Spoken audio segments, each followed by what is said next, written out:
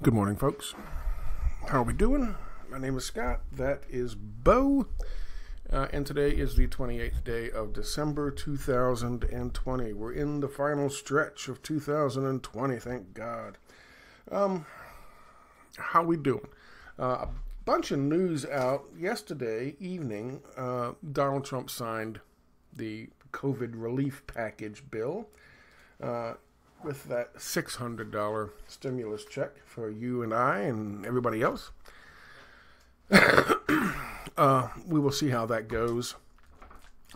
He said that he needed to, because the aid for extended unemployment benefits and things like that had sunsetted with Christmas, I think, or Christmas Eve or the day after Christmas. So he went ahead and signed it without the $2,000 stimulus check, which, of course, I told you you'd never fucking see. Anyway, $600, according to reports. It'll be out sometime in the next 2 weeks. There's that. Yesterday, I spent all day,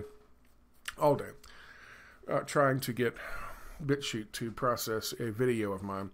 As you can see, it froze at, this is the image here, as you can see, it froze at 100% uploaded and never went anywhere from there. I submitted it several times, and in the end, what I got was this. It processed, and then as soon as you hit finish, it says 404 page not found. Don't know if what that is. I'm going to try a shorter video today, this one, and see if BitChute will process it. I don't expect it will, but it might be. Turns out there's a lot of people who have issues with BitChute being pay to play, and I was very pissed off yesterday in my communications but BitChute never attempted once to contact me or ask me what the problem was or even look into the problem. They just tried to fix their fucking reputation for their brand and completely ignored the problems I was having. So either way, I've had issues with BitChute in the past. I had heard that they were pay to play. We will see. But that's why I didn't post one yesterday. The video is actually pretty good. It's 42 minutes long. It talks a lot about the Nashville explosion and different comparisons I make between this event, and events in the past. I won't do that this time because for time constraints. Anyway, I did try to post one yesterday. Let's talk about this, shall we?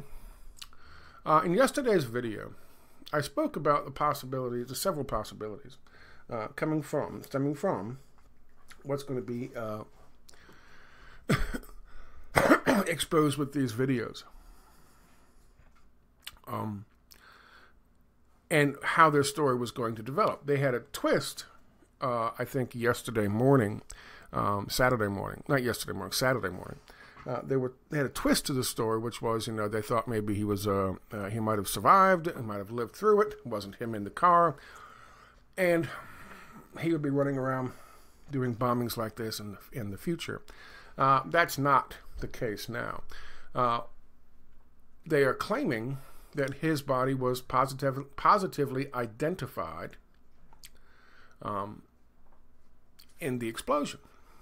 That was the material they said they found, and that he was definitely in the car, in the RV when it went off, according to them. Well, that's interesting. They also say, we'll get to that in a second, they also say, once again, there's a question about the motive. There's always a question about the motive with these things. There's no motive. Warner's motivation remains unknown. He just went crazy. They also say they have yet to identify the high explosives that were used. Of course, that would be a very interesting one to trace down, because the explosive that he used would be easily trackable as far as from manufacturer to sale, to see who actually purchased it. Unless, of course, he made something up on his own. We'll see. So, let's talk about, motivation is always a question in these things. Let's talk about this. Yesterday's video, I point out that this scene here, this picture, the only picture that they've released of the RV on the scene, was from 1:22 in the morning, Christmas morning, Friday morning. And he started his recording, the gunshot part of it, over 4 hours later.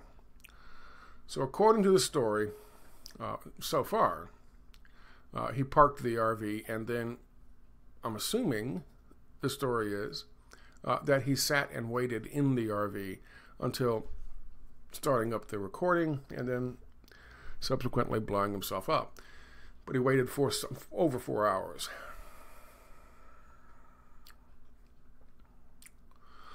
No word on him entering or leaving and getting back into the fucking RV.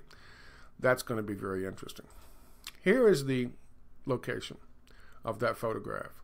This is a Google Street View camera, so it's a little bit lower than the one that took this picture.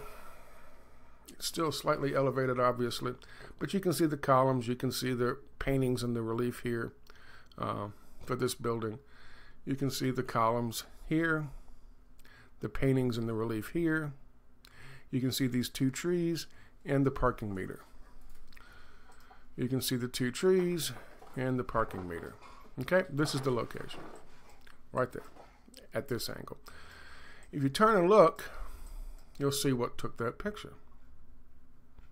That did. That's a camera. And that's a camera, street view camera, which sweeps back and forth. You'll also notice, well, let's get a little closer view. You'll also notice this is a part of Nashville where there's a lot of activity, especially in the evenings. There's nightclubs, there's music venues.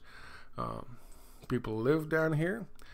A lot of stuff going on. It's not just some industrial area. So that means there's a lot of cameras. Some are CCTV, some are security privately owned. But there are lots of cameras. This is the AT&T building, theoretically the one that was targeted. His van was supposedly, I believe, parked here. I don't know if these are glass. They probably are. I don't know if they're reinforced. But his van was parked, or his RV was parked someplace in this area. I want to show you something. This is from yesterday's video that I found. This. Do you see that?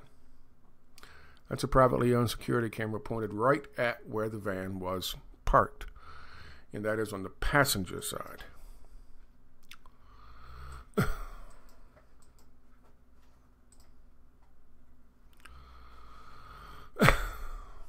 Do you see that? That is another security camera, sweeping security camera, parked right about the height to look right in the fucking window of the RV on the driver's side. I don't know if there's a camera on this or not. I don't see one. And there are other cameras that I found in the video yesterday and we talked about. The reason I mentioned these two cameras specifically, the location of that van parked right in here,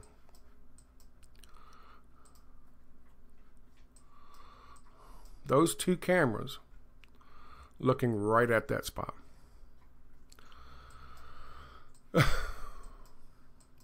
Covering both sides of it, all four sides of it. The front, the back, the passenger side, the driver's side. Those cameras right there will tell you an awful lot about what happened in Nashville at 6 o'clock in the morning on Christmas morning.